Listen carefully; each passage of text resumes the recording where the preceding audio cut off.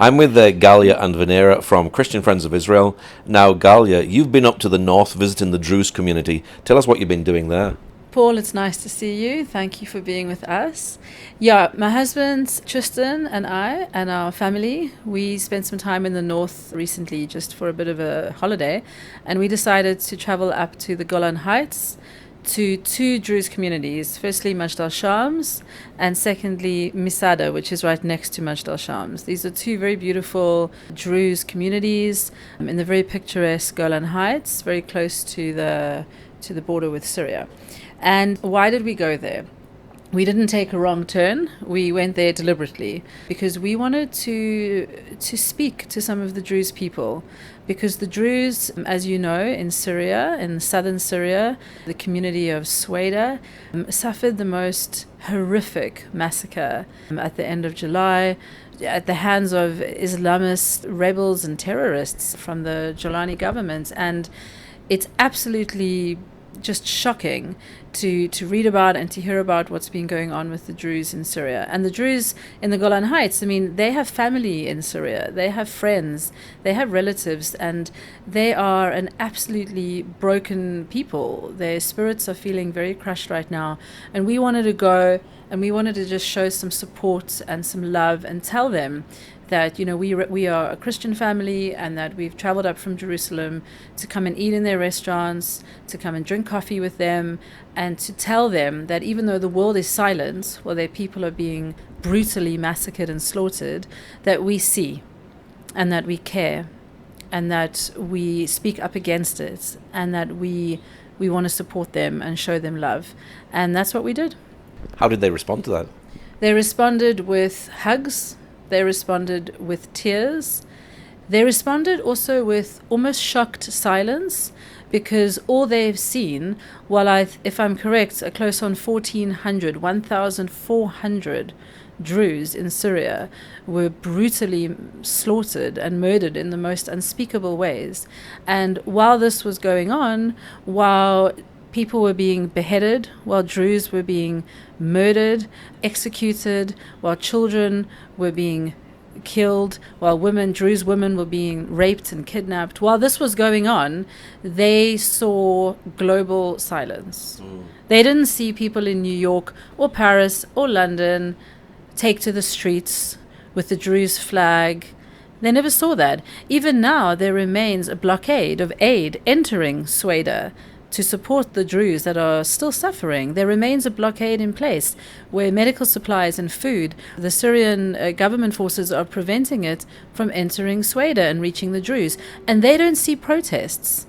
They don't see social media ablaze with people calling for an end to this. They were shocked at the global silence. So when they saw us, this family, coming to hug them and to cry with them and to talk to them and to offer words of comfort and support and to validate their trauma, they were deeply, deeply moved. They thanked us. We sat together. We spent a long time with a few different families that we met. And I'm so thankful to the Lord that we went and that we had the opportunity to speak words of life and hope to these precious people. Did they want to cross the border and actually defend their brothers and sisters? Yeah, they did. I think many people may have seen on the news that many of the Druze in Israel, the Israeli Druze, were trying and successfully did cross the border, you know. And you can imagine this adrenaline that they must have felt, like just wanting to get to their family members to help them. Obviously, Sweda, it's not very close to the Israeli-Syrian border near Majd al-Shams. And it was also very dangerous for them. And I know the Israeli army pleaded with them, said, please, don't do this. You know, you risk getting kidnapped or killed yourselves. You know, let us, the IDF, we are going to support your brothers and sisters in Sweda. And as you know, the Israeli army did just that. The IDF did many strikes to try and prevent and thwart this massacre and support the Druze. But yeah, and I think, you know, you can understand the hopelessness and the helplessness that they felt. They just wanted to help their loved ones. Now, you've also been to Male Yusuf and met the mayor there. What happened in that community there? So yeah, we recently traveled up to Male Yosef, which is again a very beautiful part. But this time, this is not the Golan Heights. This is the other side, the northern part of Israel that borders with Lebanon. And we visited two communities, both of which were evacuated about a year and a half ago due to the war with Hezbollah, due to the intense rocket and missile fire from Hezbollah into Israeli territory. We even saw a home where a missile entered one side of the property and exited on the other, went right through the house. And you can see where it went in and where it left. Complete and utter destruction and devastation. But it was also the place of a miracle because the husband, the father, was home at the time, but just happened to be downstairs and somehow survived. But yes, these communities, very beautiful agricultural communities, have been evacuated for a long time, and in the last couple of months have been trying to move home, but have found they've come home to homes that are totally destroyed, either because of the rockets or because of, wildlife or rats or just decay. And so CFI, Christian Friends of Israel, we've been very active in supporting these communities to help the families return home, to provide them with electrical appliances or whatever they may need to set up home again. We were welcomed by the mayor of Male Yosef. We had a wonderful meeting with him, and we were able to meet some of the families we've supported and just again show them that there's Christians all over the world that are praying for them, that support them, that support their right to be in their land and to thrive and blossom in their land. They have a very long road ahead of them. There's a lot of destruction up there. They're like little ghost towns, and it's very sad to see. And it's going to take a long time to rebuild. Also, I'm sure you can appreciate some families are too fearful to come home. And so there is a move to see more and more people coming to live in these yeshuvs and these communities, and that they can blossom again. This is why it's very important to build that relationship and so for them to see the love of Christ through the work that you're doing, isn't it? Absolutely. It's very important. It's all about relationship, and it's about consistency in relationship. It's about faithfulness in relationship. And it's not just about making the big trips to see the mayor and providing, a lot of money worth of appliances to the families. It's more than that. It's about the WhatsApp messages to the people we've met, asking them how they are, asking them if they're okay, how they're feeling, how can we pray for them. It's about visiting them in the hotels when they were displaced for a year and a half. Yes, providing them with practical needs, but also just sitting together, drinking a coffee together, not even talking, just listening, just being there for them, being friends. That's the whole point of why we do what we do at Christian Friends of Israel, is to be friends that love, and friends that comfort, and friends that offer support unconditionally, just like Ruth did to Naomi. We want to be friends, and we want to love Israel and the Jewish people in the spirit of Ruth. At the moment, do the Druze community feel an affinity with the Christian community? Because also the Christian community was going through a terrible time in Syria as well. Yeah, absolutely. Both the Druze and the Christian communities in Syria, and I'm speaking specifically about southern Syria right now, these are minority groups that have been suffering the most awful persecution and the most awful violence and aggression against them. And, Venera can speak more into that, but she spent quite a lot of time with the Druze over the last year. But I would like to just say that a lot of people are not familiar with who the Druze are. And it's important to say that they are a very significant and important part of Israeli community. Like the Israeli Druze are very loyal to the state of Israel. They identify as Israeli. They serve in the Israeli army. Even, do you remember when the Israelis in, I think it was in Amsterdam, were attacked after that soccer match, and they were being chased through the streets, brutally beaten up? And it was actually an Israeli Druze who understood what was going on and who went up to the attackers and spoke to them in Arabic and told them the Israelis had gone that way, but actually they had gone the other way. He protected them. And the Druze are a very significant, very important part of Israeli society. They are an Arab monotheistic group with an Abrahamic faith. They have their own tenets of their religion. They have their roots in Islam, but they are not considered Muslim. So they're quite a unique people group that are maybe sometimes misunderstood. But in Syria, they are a minority at risk. We've seen an actual attempted genocide against the Druze in southern Syria, where the Islamist regime forces of al-Jolani are on record, on video, saying that they want to go in and cleanse these areas of the Druze. That is genocide, a determined effort to deliberately cleanse and remove a people group.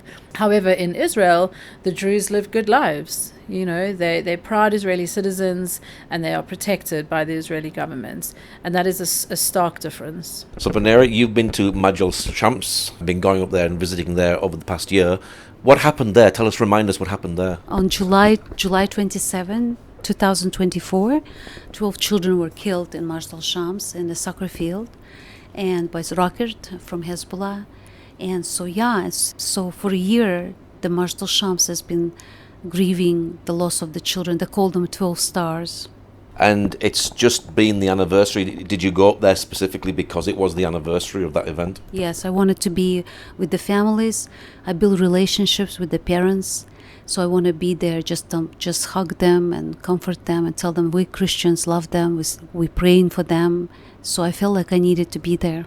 Must be very sad because these are families that have lost a child. So it must be is it difficult to actually comfort them at this time? Yes, but they're very open. They're still in pain. But they're open. One family especially, they lost 2 children. Well, actually a child and a cousin. So I saw the father. And so he still looks very sad. Some families, like you could see they overcome but still grieving. Some don't. It's like happened yesterday.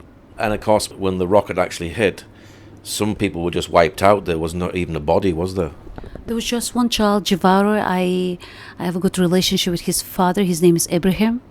And Jivaro was completely disintegrated. He was gone. They looked for him for 2 days. And I think they find some sock or shoe. And so Jivaro is a very special boy.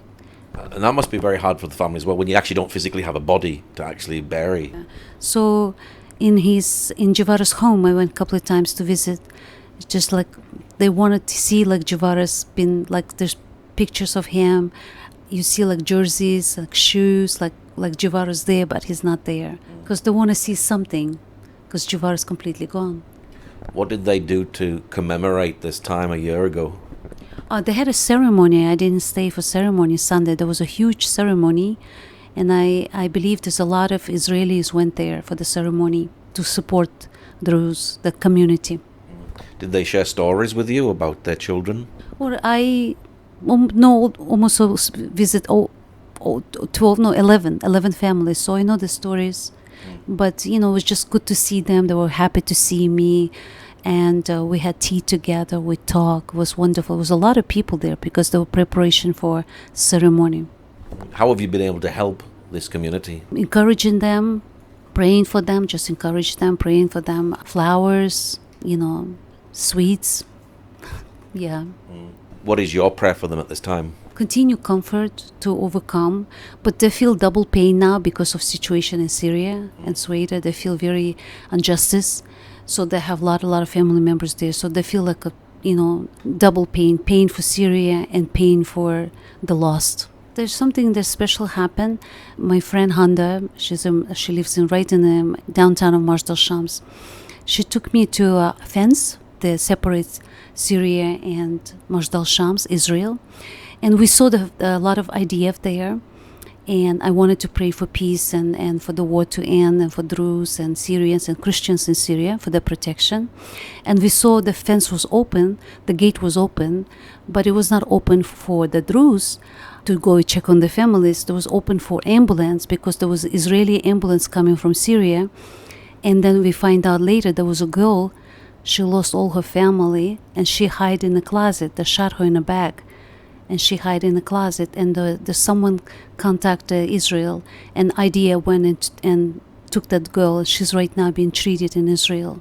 Wow. And I felt that was very special. The Lord wanted us to see that. Galya, what is your prayer for the Druze community and the Christian community in the north of Israel and in Syria? So I think it's very important to talk about this topic, to talk about the Druze, to talk about the minority groups in Syria, but particularly to talk about the Druze. And I'm glad that we're doing this interview and that we're hopefully highlighting one of the most shocking atrocities that that the world has seen. What has happened to the Druze in Syria over the last few weeks is like the October 7th for the Druze. Okay, people are not talking about it. I'm not seeing it all over my social media feed. I'm not seeing massive protests and rallies around the world. And it's important that we call out this hypocrisy of the West, that we call out this selective moral outrage by these, woke leftist people that they only seem to protest certain things and forget about the others. There's no protests for the Druze. There's no protests for the Christians in Nigeria who are being massacred every second day. There's no protests about the actual starvation and famine that takes place and is taking place in Yemen. Nobody talks about it. Why? Why is there selective outrage always against Israel? And it needs to be called out. And by the way, the Druze that Venera spends time with, the Druze people that I've met and speak to, they ask this question: why does nobody care? And so I ask this question as well: why does nobody care? But we do care. Christian Friends of Israel, we care. We care about the Druze. We care about the Christians that are being persecuted and murdered. And we do. We pray for them. We pray all the time for our fellow believers in Syria. And we also pray for the Druze. We pray that they would experience that peace that the Lord spoke about. Remember, he said that he gives peace, not the way this world gives it. It's his peace. It's something supernatural. It's something that can cast out all fear. It's something that can penetrate people's hearts and allow them to heal. And this is our prayer. This is what we pray. We pray that the Prince of Peace would visit all these broken communities and that they would experience a touch from the King of the universe, that he would visit with them, and that they would experience freedom, they would experience healing, they would experience life, and life more abundantly. Yes, and they have a lot of need. So has CFI been able to help the Druze in Syria? So, Paul, as you know, the mandate of Christian Friends of Israel is that we are here to be a support and a comfort to the people of Israel. So we have been able to provide different types of financial and practical aid to the Druze, Israeli Druze, particularly in Majd al-Shams. And we were contacted by some of our friends in Majd al-Shams and told us that actually they were able to use some of the aid that we had given with the help actually of the IDF, and that aid was carried over to their relatives in Syria, in southern Syria, who have been enduring such a hard time. And we were just amazed by that indirectly we were able to actually support these communities with some practical things that they needed through the efforts of the IDF and the community of Majd al-Shams. What's your website for people who'd like to know more about the work that you do? Yeah, please do follow Christian Friends of Israel, www.cfijerusalem.org, all small letters.